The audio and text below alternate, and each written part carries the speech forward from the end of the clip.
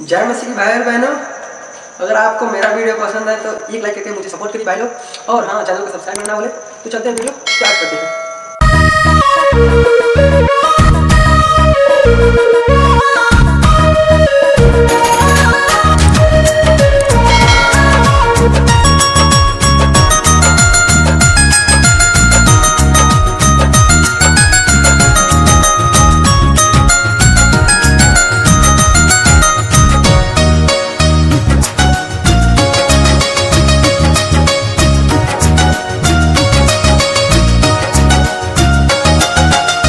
रोज रोज गिरा तारे अखिया से पनिया पचनिया पढ़ी तोहार।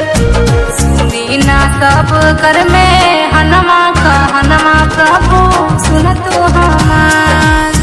सुनी ना सब कर में हनमा प्रभु सुन तो हमार। रोज रोज गिरा तारे अखिया से पनिया पचनिया पढ़ी तोहार। सब कर में हनमा प्रभु सुन तो हमार। सुनी ना सब कर में हनमा प्रभु सुन तो हमार।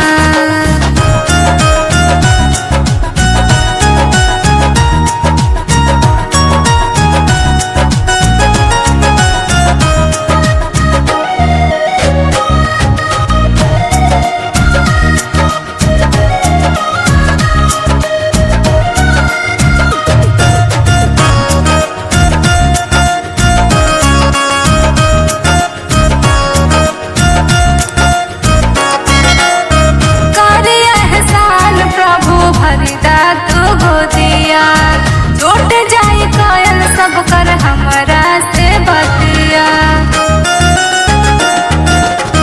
करे एहसान प्रभु भरिदा तू गोदिया।